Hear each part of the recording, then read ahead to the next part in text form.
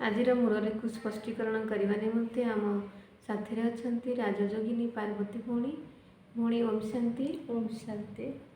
आजिर महावाक्य अच्छी 16/7/2021। मिठे बाबा कहते मिठे बच्चे तुम्हें यही ड्रामार आदि मध्य अंत को जानिछ। तुमको बाबा द्वारा ज्ञानर तृतीय नेत्र मिली सेथिपाई तुम्हें ईश्वर परायण अट। बाबा कहते तुमको ज्ञानर तृतीय नेत्र मिली तेणु तुम्हें सृष्टिर आदि मध्य अंतर ज्ञान को जानिल। तेणु बाबा ज्ञान सागर जिते आमको ये ज्ञान बुझेदेले आमे ताकू विजुअलाइज कले आमे देखिपारे सृष्टिर आदि मध्य अंत को जानिले आमे जानिले सत्यजुगे आम ये देवी देवता थिले अंत समय आमर ये स्थिति आसीगला।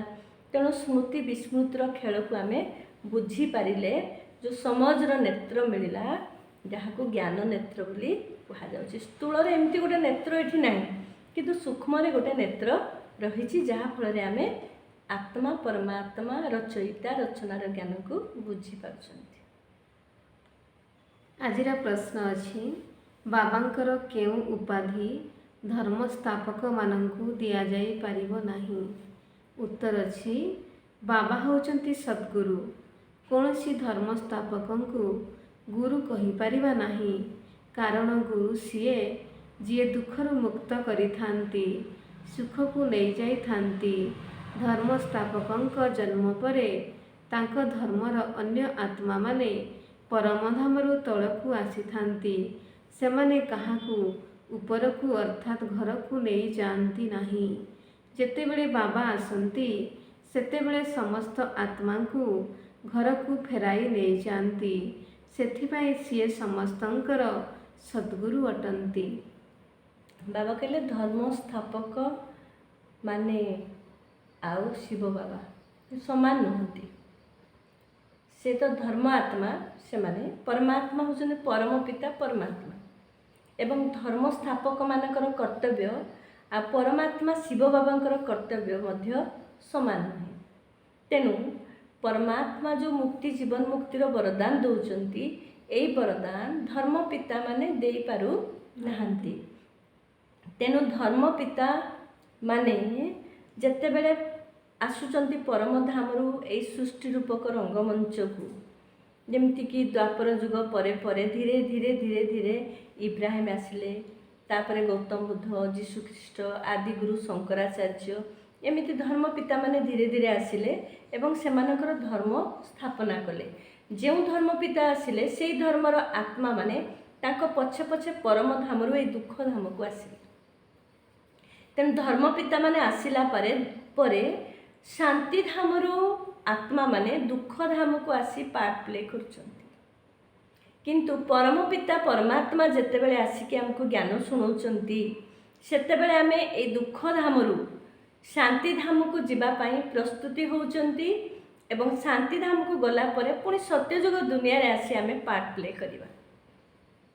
तेणु सद्गुरु तांको कुहाजिबो जे दुखरु मुक्त करुचंती। तेणु परम पिता परमात्मा आसी ज्ञान द्वारा आमर दुख को समाप्त करुचंती। तेणु परमात्मा केवल सद्गुरु हो पारे। अलगा धर्म पिता माने सद्गुरु केमिति हेबे कारण से माने तो परम धामर रास्ता देखि भी नाहंती। आसिले तो ये भूलभुलैया खेल रे से माने मध्य भूली गले। तेणु लास्ट रे धर्म पिता मानंकु मध्य परम पिता परमात्मा सद्गति प्रदान करिवे। आ धर्म पिता माने मध्य परमात्मा को मोर पिता बोली मानिबे मेरा बाबा बोली उच्चारण करिवे। आ शांति धाम को पुणी समस्ते जीवा पाई पुणी पुरुषार्थ करिवे। गीत अच्छी इस पाप की दुनिया से मीठा मीठा आत्मिक संतान माने गीतर पद को शुणिल। यह होची पापर दुनिया। पिला माने जानिछंती एही पाप आत्मा मानकर दुनिया केते अशुभ अक्षर अटे। किंतु मनुष्य एक कथा बुझी पारु नाहंती जे प्रकृत रे यह पापात्मा मानकर दुनिया अटे। तेबे निश्चिंत पुण्यात्मा मानकर कौनसी दुनिया मध्य थिला ताहाकु कुहा जाउछि स्वर्ग। ପାପାତ୍ମା ମାନଙ୍କର ଦୁନିଆକୁ କୁହାଯାଉଛି ନର୍କ। ତେଣୁ ଆଜିର ଗୀତ ଅଛି ଇସ୍ ପାପ କି ଦୁନିଆ ସେ और कहीं ले चलो। ये ହେଉଛି ଆଗରୁ ଏଇ ଗୀତ ଦୁନିଆ ବାଲା ସମସ୍ତେ ଶୁଣନ୍ତି ଭକ୍ତି ମାର୍ଗରେ। ଭକ୍ତି ମାର୍ଗରେ। ତେଣୁ କହୁଛନ୍ତି କିନ୍ତୁ ଅର୍ଥ ବୁଝୁନାହାନ୍ତି। ତେଣୁ ଯଦି କହୁଛନ୍ତି ଏ ପାପ ଦୁନିଆରେ ଆଉ କେଉଁଠିକି ନେଇଯାଅ, ତା ମାନେ ସେମାନଙ୍କ ମନ ଭିତରେ ବି ଅଛି ଯେ ଆଉ ଗୋଟେ ଦୁନିଆ ଅଛି ଯେଉଁଠିକି ସୁଖ ଅଛି। ତ ବାବା ଏବେ ବୁଝେଇ ଦେଉଛନ୍ତି ଇଏ କଳିଯୁଗ ପାପାତ୍ମାର ଦୁନିଆ, ସତ୍ୟଯୁଗ ହେଉଛି ପୁଣ୍ୟାତ୍ମାଙ୍କର ଦୁନିଆ। ତେଣୁ ବାବା ଏବେ ଜ୍ଞାନ ଦେଇକି ଆମକୁ କ'ଣ ବନାଉଛନ୍ତି? ପୁଣ୍ୟ ଆତ୍ମା ବନାଉଛନ୍ତି। ମନୁଷ୍ୟ ମରିଗଲେ କହିଥାନ୍ତି ସ୍ୱର୍ଗବାସୀ ହୋଇଗଲା। ତେଣୁ ଏଥିରୁ ପ୍ରମାଣିତ ହେଉଛି ସିଏ ନର୍କବାସୀ ଥିଲା, ପତିତ ଦୁନିଆରୁ ପାବନ ଦୁନିଆକୁ ଗଲା। ତେଣୁ କହୁଛନ୍ତି ସେ ଦୁନିଆର କଥାକୁ ବାବା କହୁଛନ୍ତି। ବାବା କହୁଛନ୍ତି ଏ ହେଉଛି ନୂଆ ଜ୍ଞାନ ନୂଆ ଦୁନିଆ ପାଇଁ, କିନ୍ତୁ ନୂଆ ଜ୍ଞାନକୁ ସମସ୍ତେ ରିସିଭ୍ କରିପାରୁନାହାନ୍ତି। ତେଣୁ ମରିଗଲେ କହୁଛନ୍ତି ସ୍ୱର୍ଗକୁ ଗଲା। ଯଦି ସ୍ୱର୍ଗକୁ ଗଲା, ନର୍କରେ ଥିଲା ସେ। ନର୍କରେ ଥିଲା। ଯେପରି ରୋଗୀ ମନୁଷ୍ୟ ଯେତେବେଳେ ଟିକିଏ ଆରୋଗ୍ୟ ହୋଇଆସେ ତାକୁ ଡାକ୍ତର ସାନ୍ତ୍ୱନା ଦେଇଥାନ୍ତି, ତୁମେ ଖୁବ୍ ଶୀଘ୍ର ଭଲ ହୋଇଯିବ। ତେବେ ଏହା ତ ହେଉଛି ଅବିନାଶୀ ଧୈର୍ଯ୍ୟ। ବାବା କହୁଛନ୍ତି ଲୌକିକ ଡାକ୍ତର, ଆମେ ଯେଉଁ ମେଡ଼ିକାଲ ଯାଆନ୍ତି କିଛି ରୋଗ ହେଲେ, ସିଏ ଯେମିତି କୋଭିଡ଼ରୁ ଆରୋଗ୍ୟ ହୋଇଯାଉଛନ୍ତି, ସୁସ୍ଥ ହୋଇକି ଘରକୁ ଫେରୁଛନ୍ତି। ତ ଡାକ୍ତରମାନେ କହୁଛନ୍ତି ତୁମେ ଆରୋଗ୍ୟ ହୋଇଯିବ। ସେମାନେ ଯେଉଁ ଧୈର୍ଯ୍ୟ ଦେଉଛନ୍ତି ଏ ହେଉଛି ବିନାଶୀ ଧୈର୍ଯ୍ୟ। କାରଣ ସୁସ୍ଥ ହୋଇଯାଉଛନ୍ତି, ପୁଣି ଆଉ ଥରେ ପୁଣି ରୋଗୀ ହେଇକି ପୁଣି ମେଡ଼ିକାଲରେ ଆଡ଼ମିଟ୍ କରୁଛନ୍ତି। କିନ୍ତୁ ବାବା ଆମକୁ ଯେଉଁ ଧୈର୍ଯ୍ୟ ଦେଉଛନ୍ତି ଅବିନାଶୀ ଧୈର୍ଯ୍ୟ। ବାବା କହୁଛନ୍ତି ନା ତୁମର ଧୀରଜ ଧର ମନୁଆ। ଗୋଟେ ଗୋଟେ ଗୀତ ଅଛି ନା, ବାବା କହନ୍ତି ଧୀରଜ ଧର ମନୁଆ। ତେଣୁ ଆମର କିନ୍ତୁ ଦୁଃଖ ଶାନ୍ତି ପୁରା ଏଇ କଳ୍ପ ପାଇଁ ସମାପ୍ତ ହେଇଯାଉଛି। ଆମେ ପୁରା ଅବିନାଶୀ ଭାଗ୍ୟ ଅବିନାଶୀ ସୁଖ ପାଉଛନ୍ତି ସତ୍ୟଯୁଗ ତ୍ରେତା ଯୁଗରେ। ଅଳ୍ପ ସମୟ ନୁହେଁ, 21 ଜନ୍ମ ପାଇଁ, 25,000 ମାନେ 2500 ବର୍ଷ ପାଇଁ, 25,000 ନୁହେଁ 2500 ବର୍ଷ ପାଇଁ। ପୁଣି ବାବା କହୁଛନ୍ତି ତୁମେ ସୁଖ ଯେଉଁ ସୃଷ୍ଟିଚକ୍ର 4 ଭାଗ ଅଛି, 4 ଭାଗରୁ 3 ଭାଗ ସୁଖ ତୁମେ ପାଇବ। ତାହେଲେ ଆମର କେତେ ସୁଖ ଅଛି? ବାବା ସେଥିପାଇଁ କହିଲେ ବାବାର ଧୈର୍ଯ୍ୟକୁ ଅବିନାଶୀ ଧୈର୍ଯ୍ୟ। ଡ୍ରାମାର ଆଦି ମଧ୍ୟ ଅନ୍ତର ରହସ୍ୟ ମଧ୍ୟ କେହି ଜାଣି ହିଁ ନାହାନ୍ତି। ବାବା କହୁଛନ୍ତି ମୁଁ ସଙ୍ଗମ ଯୁଗରେ ଆସି ଡ୍ରାମା ଅନୁସାରେ ପ୍ରଥମେ ତୁମେ ପିଲାମାନଙ୍କୁ ଆସି ଆସ୍ତିକ କରୁଛି, ପୁଣି ତୁମକୁ ରଚନାର ଆଦି ମଧ୍ୟ ଅନ୍ତର ରହସ୍ୟ ଶୁଣାଉଛି, ଅର୍ଥାତ୍ ତୁମର ଜ୍ଞାନର ତୃତୀୟ ନେତ୍ର ଖୋଲୁଛି। ଏବେ ତୁମକୁ ଜ୍ଞାନର ଆଲୋକ ମିଳିଯାଇଛି। ବାବା ଏବେ ଜ୍ଞାନର ଆଲୋକ ଦେଉଛନ୍ତି ବା ତୃତୀୟ ନେତ୍ର ଦେଇଦେଲେ। ନେତ୍ର ପାଇଲେ ଆମେ ସବୁ ଦୁନିଆକୁ ଦେଖିପାରିଲେ। ତେଣୁ ବାବା କହୁଛନ୍ତି ମୁଁ ତୁମକୁ ପୁଣି ଆସ୍ତିକ ବନେଇଲି। ଆସ୍ତିକ ଅର୍ଥାତ୍ ରଚୟିତା ରଚନାର ଜ୍ଞାନକୁ କେବଳ ଶୁଣିବା ନୁହେଁ, ଆମେ ତାକୁ ଜାଣିବା, ବୁଝିବା ଏବଂ ସେଇ ଅନୁସାରେ ଚାଲିବା। ତେଣୁ ବାବା କହିଲେ ତୁମେମାନେ ହେଉଛ ଆସ୍ତିକ।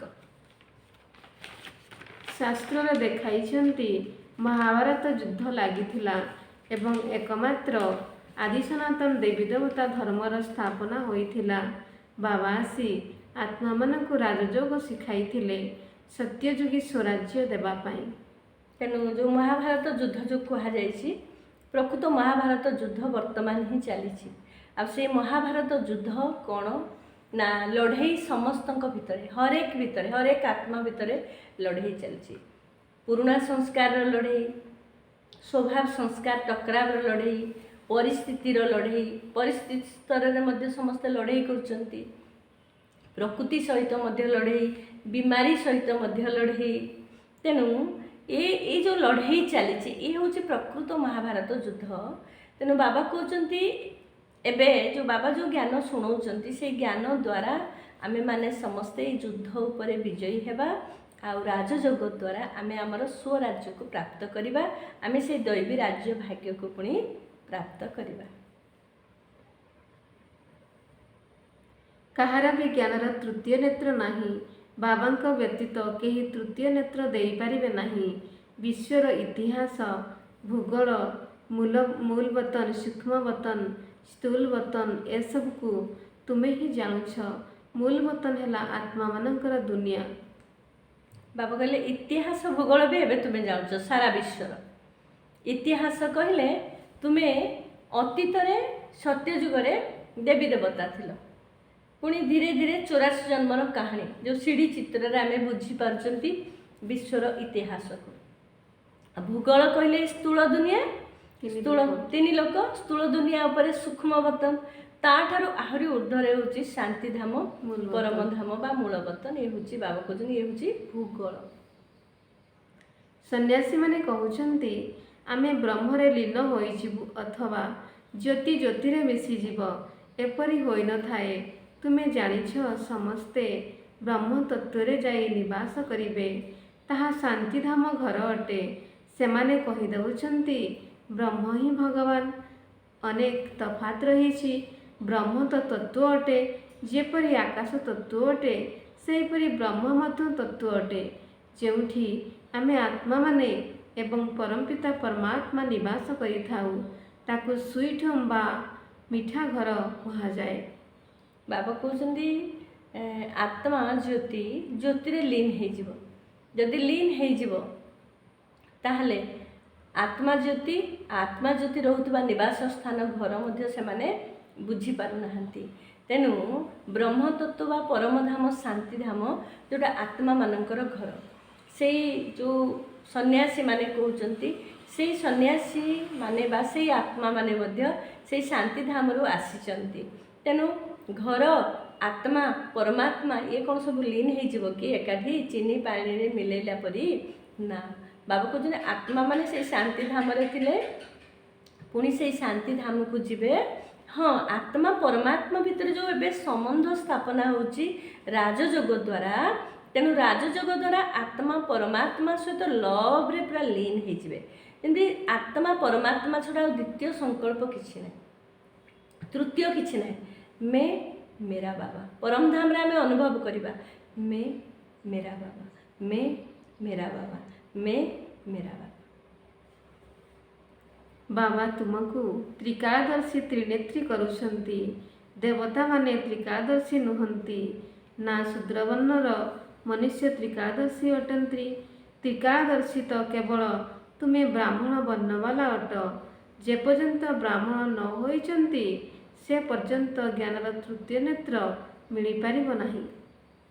तेणु बाबा कहते त्रिकालदर्शी ये केबे देवी देवतांकर नुहे।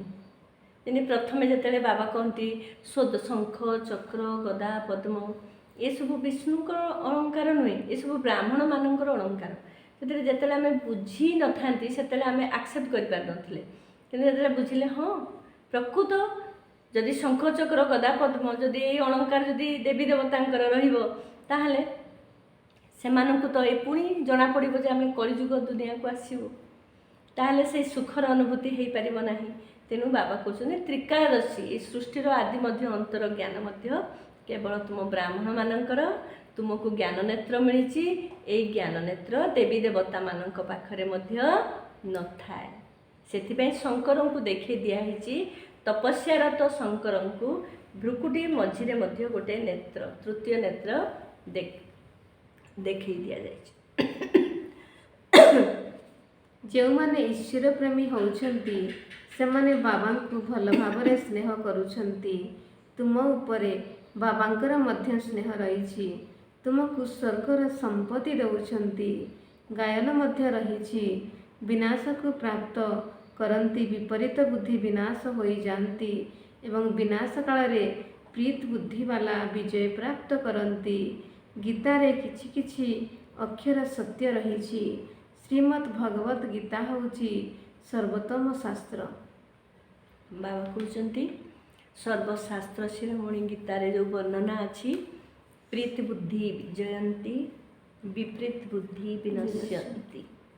तो प्रकृत प्रीत बुद्धि कण बाबा जो वर्तमान कहते मन मना भव मध्याजी भव।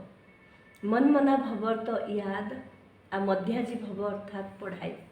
तेणु मनमना भव तो आम परमधाम रे याद स्वरूप रहिले। मध्याजी भव अर्थात विष्णु को समान शंख चक्र गदा पद्म ये अलंकार स्वरूप हवा। तेणु आमे जदि ये अलंकार स्वरूप हवा ताहले आमे कौन हेले प्रीति बुद्धि जदि ये अलंकार स्वरूप हवा आमे ये महाभारत युद्ध रे विजयी हेबा कारण ये महाभारत युद्ध रे आमे समस्त वर्तमान छिड़ा हेचंती। गुरुंकर कर्तव्य होछि घर को फेराई नेबा। इब्राहिम बुद्ध ख्रीष्ट आदि तो आसीथांती किंतु सेमानंक पछरे सेमानंकर वंशावली मध्य तळकु आसीथांती। गुरु सीए जिए दुखरु मुक्त करी सुख को नहीं थांती। धर्म स्थापक माने केवल धर्म स्थापन करिया पई आसीथांती। एठारे तो अनेकंकु गुरु बोली कहि दउछंती। ब्रह्मा विष्णु शंकर को मध्य गुरु कहि परिबा नाही। एकमात्र शिव बाबा ही समस्तंकर सद्गति दाता अटंती। बाबा पुणी प्रश्न उत्तर को बाबा एबे पुणी दोहरेले तेणु धर्म पिता अलगा परमात्मा अलगा एभली कि ब्रह्मा विष्णु शंकर ए तीन देवता मध्य सद्गुरु हो पारे नहीं। सद्गुरु केवल शिव बाबा। प्रकृत नाम है शिव तांकु सोमनाथ मध्य कहा जाए। सोमरस पान कराइथिले अर्थात ज्ञानधन प्रदान करिथिले। पानी आदिर तो कौनसी कथा नहीं। तुमको सम्मुखरे आसी ज्ञानवान आनंदमय कर दउछंती। बाबा तो ज्ञानर सागर अटंती। से तुमे पिलामानंकु ज्ञानर नदी सदृश करुछंती। सागर हैला गोटिए। तेणु बाबा कहते जे ज्ञान नदी आत्मा माने ज्ञान सागर परम पिता परमात्मा। तेणु ज्ञान नदी अनेक किंतु परमात्मा ज्ञान सागर केवल जणे। तेणु ज्ञान द्वारा ही आमर सद्गति हो पार। बाबा बुझाइछंती मु तीनिटी धर्मर स्थापना करुछि। ब्राह्मण देवता क्षत्रिय तापरे वैश्य शूद्र वर्णरे अन्य समस्ते आसी निज निजर धर्म स्थापना करिथांती। अनेक धर्मर विनाश मध्य बाबा कराउछंती। तेणु बाबा कहते जे तीनोटी धर्म बाबा स्थापना कले ब्राह्मण देवता क्षत्रिय। देवता क्षत्रिय केमिति बाबा प्रथम ब्राह्मण मानक रचना कले। से ब्राह्मण मानक भितरे जो माने कौन बनिले पूरा पांडव स्वच्छा पांडव से माने देवता जो माने टिके टिके पुणी माया सहित युद्ध कले से माने हे गले पुणी क्षत्रिय। तेणु क्षत्रिय माने त्रेता युग से माने सत्य युग को आसी पारिबे नाही। तेणु आमे चेक करिबा मु एबे भी लड़ाई रे अछि ना एबे परमात्मा मिलन करूछि। आमे सब चेक करिबा जेते आम पाखक विभिन्न निजर भी पुराना स्वभाव परीक्षा आसुची निजर पुराना संस्कार परीक्षा आसुची सेवा स्थल रे अन्यर स्वभाव संस्कार सहित परीक्षा आसुची। आमे सेतले चेक करिबा जे प्रकृत रे मु वर्तमान परमात्मा मिलन करूची ना अन्यर संस्कार प्रभाव रे प्रभावित होउची। तेणु प्रभाव भी मुक्त दबाव भी मुक्त लगाव भी मुक्त झुकाव भी मुक्त ताहले आमे माने कौन हवा सच्चा देवता बनवा। आ जदि से आसीगले ताहले क्षत्रिय हो से बाबा कहले प्रथमे ब्राह्मण मान को तैयारी कली ब्राह्मण मान को ज्ञान जोग राजजोग शिखेले से राजजोग जो मैंने लड़ाई रहीगले से माने क्षत्रिय हो जो मैंने एथु मुक्त से माने देवता।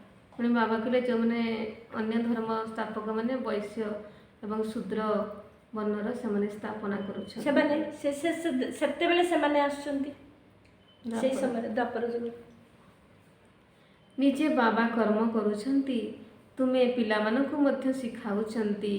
कर्म अकर्म विकर्मर गति मध्य बुझाउछंती। रावण राज्य रे तुमे जेउ कर्म करुछ ताहा विकर्म पाप होई जाउछि। सत्य युगरे जेउ कर्म करुछ ताहा अकर्म होई जाए। एठारे तो विकर्म ही होई थाए कारण रावणर राज्य अटे। तेणु बाबा देखुछंती पुणी कर्म कर्म विकर्म कथा पुणी बुझाउछंती बाबा। सत्य युगरे आमे जो कर्म करिथांती से अकर्म किंतु द्वापर युगरु रावण आसी जाइछि। रावणर प्रवेशता कारण रावण आसी माने एमती गोटे स्थान रे रावण अछि नाही। रावणर रूप नाही कि रावणर रंग नाही। रावण आपणक भितरे भी रावण मो भितर भी रावण समस्तक भितर रावण पळे आसी। ସେଥିପାଇଁ ଯଦି ରାବଣର ପ୍ରବେଶତା ଦେହ ଭାନକୁ ଯଦି ଆସିଗଲେ, ଦେହର ସ୍ମୃତି ଆସିଗଲେ, ରାବଣ ସଙ୍ଗରେ ଆମେ ବି ଜାଣିପାରିବା ନାହିଁ, ଆମେ ରାବଣର କର୍ମ କରିଦେବା, ଯେଉଁଟାକି ହେବ ବିକର୍ମ ହେଇଯାଉଛି। ତେଣୁ ଏଇ ବିକର୍ମର ଫଳ ଆମକୁ ବହୁତ ଦୁଃଖ ଭୋଗିବାକୁ ପଡ଼େ। ତେଣୁ ବାବା ଏବେ ଆମକୁ ଯେଉଁ କର୍ମ ଅକର୍ମ ବିକର୍ମର କାହାଣୀ ବୁଝେଇ ଦେଉଛନ୍ତି। ବାବା କହୁଛନ୍ତି ଓମ୍ ଅର୍ଥାତ୍ ମୁଁ ଆତ୍ମା ଏବଂ ଏହା ମୋର ଶରୀର କେତେ ସହଜ ଅଟେ। ଆଉ ତୁମେମାନେ ଜାଣିଛ ଆମେ ସୁଖଧାମକୁ ଯାତ୍ରା କରୁଛୁ। କୃଷ୍ଣଙ୍କର ମନ୍ଦିରକୁ ସୁଖଧାମ କହିଥାନ୍ତି। ସୁଖଧାମ ତ କୃଷ୍ଣପୁରୀ ହିଁ ଅଟେ। ତେଣୁ ବାବା କହୁଛନ୍ତି ସୁଖଧାମ କ'ଣ ଦୁଃଖଧାମ କ'ଣ ନାଇଁ। ତେଣୁ ଆମେ ବାବା କହୁଛନ୍ତି ତୁମେ ସୁଖଧାମକୁ ତୁମେ ଯିବା ପାଇଁ ଓମ୍ ଅର୍ଥାତ୍ ମୁଁ ଆତ୍ମା ଆଉ ଏଇ ହେଉଛି ମୋର ଶରୀର, ଏତିକି ଚିନ୍ତନ ଯଦି କରିବ ତୁମେ ସୁଖଧାମ ପାଇଁ ଯୋଗ୍ୟ ହୋଇଯିବ। ମାତାମାନେ କୃଷ୍ଣପୁରୀକୁ ଯିବା ପାଇଁ ବହୁତ ପ୍ରଚେଷ୍ଟା କରୁଛନ୍ତି। ତୁମେ ଏବେ ଭକ୍ତି କରୁନାହଁ, ତୁମକୁ ଜ୍ଞାନ ମିଳିଛି। ଆଉ କୌଣସି ମନୁଷ୍ୟ ମାତ୍ରଙ୍କଠାରେ ଏହି ଜ୍ଞାନ ନାହିଁ। ମୁଁ ତୁମକୁ ପବିତ୍ର କରି ଚାଲିଛି, ପୁଣି ତୁମକୁ କିଏ ପତିତ କରିଦେଉଛି ଏହି କଥା କେହି କହିପାରିବେ ନାହିଁ। ପୁରୁଷ ଅଥବା ନାରୀ ସମସ୍ତେ ଭକ୍ତ ଅଟନ୍ତି, ସମସ୍ତେ ସୀତା ଅଟନ୍ତି, ସମସ୍ତଙ୍କର ସଦ୍ଗତି କରିଲା ବାଲା ବାବା ହିଁ ଅଟନ୍ତି। ସମସ୍ତେ ରାବଣର ବନ୍ଦୀଶାଳାରେ ଅଛନ୍ତି, ଏହା ଦୁଃଖଧାମ ହିଁ ଅଟେ। ବାବା ତୁମକୁ ସୁଖଧାମର ମାଲିକ କରୁଛନ୍ତି। ବାବା ହେଉଛନ୍ତି ସଚ୍ଚାରାମ, ଆଉ ଆମେ ଆତ୍ମା ରୂପକ ଭକ୍ତିନୀ ସୀତା। ଆମେ ସମସ୍ତେ ରାବଣ ଜେଲରେ ଅଛନ୍ତି, ଆଉ ବାବା ରାମ ଆସିକି ଆମ ସବୁ ସୀତାମାନଙ୍କୁ ଉଦ୍ଧାର କରୁଛନ୍ତି। ଲକ୍ଷ୍ମୀ ନାରାୟଣଙ୍କର ଆତ୍ମା ନିକଟରେ ଏବେ ଜ୍ଞାନ ଅଛି ଯେ ମୁଁ ଛୋଟ ଅବସ୍ଥାରେ ଏଭଳି କୃଷ୍ଣ ହେବି, ପୁଣି ବଡ଼ ହେବି, ପୁଣି ଶରୀର ଛାଡ଼ିବି, ପୁଣି ଅନ୍ୟ ଶରୀର ନେବି। ଅନ୍ୟ କାହା ପାଖରେ ଏହି ଜ୍ଞାନ ନାହିଁ। ତେଣୁ ଲକ୍ଷ୍ମୀ ନାରାୟଣଙ୍କର ଆତ୍ମା କହିଲେ କିଏ? ନାରାୟଣଙ୍କର ଆତ୍ମା କହିଲେ କିଏ? ବ୍ରହ୍ମା ବାବା। ତେଣୁ ବ୍ରହ୍ମା ବାବାଙ୍କ ପାଖରେ ଯେତେବେଳେ ଶିବ ବାବା ବୁଝେଇ ଦେଲେ, ତାଙ୍କ ଭିତରେ ଏଇ ଜ୍ଞାନ ଥିଲା ଯେ ମୁଁ ପୁଣି ଏମିତି କୃଷ୍ଣ ହେବି, ପୁଣି ବଡ଼ ହେବି, ପୁଣି ଶରୀର ତ୍ୟାଗ କରିବି, ଏମିତି ସବୁ ଜ୍ଞାନ ତାଙ୍କ ଭିତରେ ଥିଲା। ତାଙ୍କର ମାନସିକ ସ୍ତରରେ କୃଷ୍ଣ ବନିବାର ସଂସ୍କାର ଭରି ଯାଇଥିଲା, ଯାହାଫଳରେ ଯେତେବେଳେ ବ୍ରହ୍ମା ବାବାଙ୍କ ପାଖକୁ ଦାଦି ଦିଦିମାନେ ଯାଉଥିଲେ, ଦାଦି ପ୍ରକାଶମଣି କହନ୍ତି ଯେତେବେଳେ ବ୍ରହ୍ମା ବାବାଙ୍କ ପାଖକୁ ଯାଏ ସେତେବେଳେ ମିଚୁନ କୃଷ୍ଣକୁ ମୁଁ ଦେଖେ। ଏମିତି ନୁହେଁ ଯେ ବଡ଼ କୃଷ୍ଣକୁ, ଆଗେ ମିଚୁନ କୃଷ୍ଣକୁ ସମସ୍ତେ ଦେଖିଲେ, କାରଣ ବ୍ରହ୍ମା ବାବାଙ୍କ ମାନସିକ ସ୍ତରରେ ସବୁବେଳେ ଇଏ ତିଆରି ହୋଇଗଲା, କୃଷ୍ଣ ଯେ କୃଷ୍ଣ ବନିବେ। ଯେପରି ସର୍ପ ଗୋଟିଏ ଆବରଣ ଛାଡ଼ି ଆଉ ଗୋଟିଏ ଧାରଣ କରିଥାଏ, ଏହିସବୁ ଦୃଷ୍ଟାନ୍ତ ଜ୍ଞାନ ମାର୍ଗର ଅଟେ। ଭ୍ରମରୀର ଦୃଷ୍ଟାନ୍ତ ଏଠିକାର ଅଟେ। ତୁମେ ବ୍ରାହ୍ମଣମାନେ କ'ଣ କରୁଛ? ବିକାରୀ ମନୁଷ୍ୟ ରୂପକ କୀଟରୁ ପରିବର୍ତ୍ତନ କରି ଦେବତା କରୁଛ। ମନୁଷ୍ୟମାନଙ୍କର ହିଁ କଥା। ବାବା କହୁଛନ୍ତି ଆମେ ଆତ୍ମା ତ ଅମର, ଆତ୍ମା କେବେ ବିନାଶ ହୁଏନି। ସେଥିପାଇଁ ସର୍ପର ଏକ୍ଜାମ୍ପଲ୍ ଦେଲେ, ସେ ତାର ଖାଲ ଛାଡ଼ିକି ପୁରୁଣା ଖାଲ ଛାଡ଼ିଦିଏ, ସର୍ପ ପୁଣି ସେଇଠୁ ବାହାରିଯାଏ। ଆମେ ଗୋଟେ ଶରୀର ଛାଡ଼ିକି ଆଉ ଗୋଟେ ଶରୀରକୁ ଯିବା, କିନ୍ତୁ ଆତ୍ମା ତ ମରିବନି ନା, ଶରୀରଟା ସିନା ଆମେ ବିନାଶ ହେଉଛି, ଆତ୍ମା ତ ଅବିନାଶୀ। ପୁଣି ବାବା କହୁଛନ୍ତି ବିକାରୀ ମନୁଷ୍ୟମାନଙ୍କୁ ମଧ୍ୟ ତୁମେ ଭ୍ରମରୀ ସମାନ ଜ୍ଞାନର ଭୁଁ ଭୁଁ କରି ତାକୁ ମଧ୍ୟ ତୁମେ ସ୍ୱର୍ଗର ଦେବତା ବନେଇ ଦେଉଛ। ଏବେ ବାବା କହୁଛନ୍ତି ନିଜକୁ ଆତ୍ମା ମନେ କର। ତୁମେ ବୁଝିପାରୁଛ ନିରାକାର ପରମପିତା ପରମାତ୍ମା ଏହି ମୁଖ ଦ୍ୱାରା ଶୁଣାଉଛନ୍ତି, ମୁଁ ଏହି କାନ ଦ୍ୱାରା ଶୁଣୁଛି। ଆତ୍ମ ଅଭିମାନୀ ହେବାର ଅଛି, ପୁଣି ପରମାତ୍ମା ମଧ୍ୟ ଅନୁଭବ କରାଉଛନ୍ତି ମୁଁ କିଏ। ଅନ୍ୟ କେହି ଆତ୍ମ ଅଭିମାନୀ କରାଇ ପାରିବେ ନାହିଁ। ତେଣୁ ବାବା କହୁଛନ୍ତି ମନମନା ଭବ ମନ୍ତ୍ର ଦେଉଛନ୍ତି, ପରମାତ୍ମାକୁ ୟାଦ କରିବା ପାଇଁ ମନେ ପକାଇ ଦେଉଛନ୍ତି, ଏବଂ କହୁଛନ୍ତି ଆତ୍ମାଭିମାନୀ ହେବା ପାଇଁ। ବାବା ଯେମିତି କହୁଛନ୍ତି ମୁଁ ଆତ୍ମା, ୟା ମୁଖ ଦ୍ୱାରା କହୁଛି, ସେଇଭଳି ଆମେ ମୁରଲି ଶୁଣିଲା ବେଳେ ଆମେ ଚିନ୍ତନ କରିବା ମୁଁ ଆତ୍ମା, ଏଇ କାନ ଦ୍ୱାରା ଶୁଣୁଛି। ପରମାତ୍ମା ମୋତେ ମୁଁ ଆତ୍ମାକୁ ହିଁ ପଢ଼ାଉଛନ୍ତି। ଏମିତି ନୁହେଁ ଯେ ସମସ୍ତଙ୍କୁ ଶୁଣାଉଛନ୍ତି, ଏଇ ପଏଣ୍ଟଟା ଅନ୍ୟମାନଙ୍କ ପାଇଁ ନୁହେଁ, ଏକ ପଏଣ୍ଟ ମୋ ପାଇଁ। ଆମେ ଶୁଣିଲା ବେଳେ ଆମେ କହିବା ମୁଁ ଶୁଣୁଛି, ମୋତେ ପରମାତ୍ମା ଶୁଣାଉଛନ୍ତି, मो आत्मा शुणुची या कहुच्छी आत्म स्थिति आईभली आत्म अभिमानी बाबा छड़ा कहीं करें नहीं। मनुष्य ब्रह्मांकर चित्र देखि द्वंद्व पड़ जाउछंती कहउछंती एहा तो दादा लेखराजंकर चित्र प्रजापिता ब्रह्मा मध्य निश्चिंत एठारे ही थिबे सूक्ष्म बतन रे किपरि प्रजा रचना करिवे। प्रजापितांकर संतान हजार हजार ब्रह्मा कुमार कुमारी अछंती एहा कौन केबे मिथ्या होई परिबो। आमे शिव बाबांक ठारू संपत्ति प्राप्त करुछु। तुमे पिलामानंकु बुझा जाइछि जे सी सूक्ष्म बतनवासी अव्यक्त ब्रह्मा अटंती। तेणु बाबा कहले शिव बाबा कथा कहउचंती, प्रजापिता ब्रह्मा बाबा कथा कहउचंती, पिताश्री ब्रह्मा बाबा कथा कहउचंती। तेणु आमे संपत्ति पाउचंती शिव बाबांक पाखरु एक कथा सत्य, किंतु शिव बाबांकर संपत्ति आमे ब्रह्मा बाबांक बिना पाई परिबा नहीं। तेणु परमात्मा शिव जो जेते बेले ज्ञान शुणेबार समय हैला आ जो ज्ञान शुणेले तांको पाई गोटे मुख दरकार, गोटे शरीर दरकार। आमे जदि केवल ज्योति स्वरूप लाइट को देखिबा आमे कौन ज्ञान बुझी परिबा कि नहीं। तेणु परमात्मा ब्रह्मा को तन रे आसिक जो ज्ञान देले ए साकार दुनिया रे आमे अनेक ब्रह्मा कुमार कुमारी तैयारी हेले। तेणु ए साकार दुनिया रे जो ब्रह्मा बाबा दादा लेखराज ज्ञान शुणेला परे हे गले प्रजापिता ब्रह्मा। तेणु सी होचंती प्रजा मानकर पिता, प्रजापिता ब्रह्मा। जिते पुरुषार्थ कले 1969 जानुआरी 18 दिन ठारू सी संपूर्ण फरिश्ता बनिकी सूक्ष्म बतन को गले, सी अव्यक्त ब्रह्मा बनिले। सी होचंती पिताश्री ब्रह्मा बाबा। आजिर वरदान अछि पितांकु अनुसरण बा फॉलो फादर कर एवं पितांकु देख बा सी फादर महामंत्र द्वारा एक रस स्थिति संपन्न श्रेष्ठ पुरुषार्थ हुआ। फॉलो फादर एवं सी फादर महामंत्र को सर्वदा सम्मुख रे रख। उन्नतिर मार्ग रे आगु को बढ़ी चल, उड़ी चल।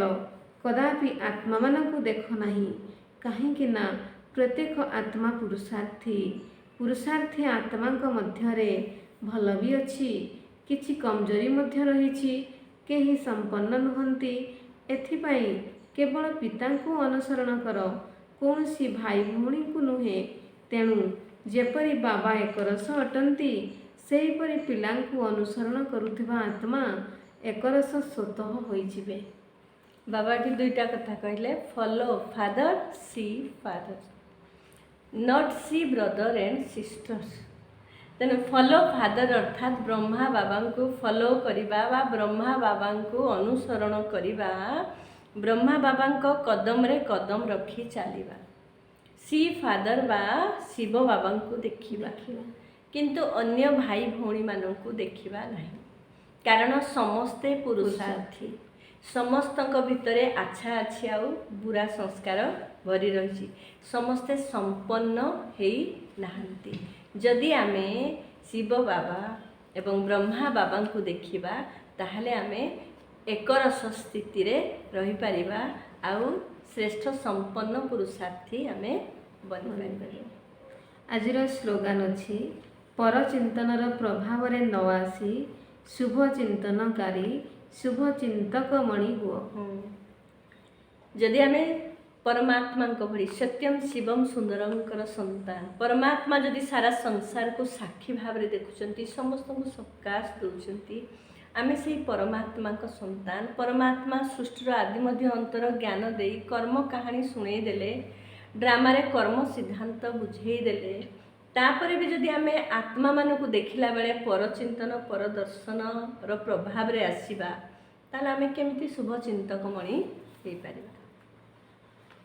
आजिर मुरली को भौणी बहुत सुंदर भाव में स्पष्टीकरण देथिबारु भौणी को दिल सहित धन्यवाद ज्ञापन करी आजिर कार्यक्रम को आमे एठी रखुछु। पुणी देखा आगामी अध्याय रे रहुछु। ओम शांति।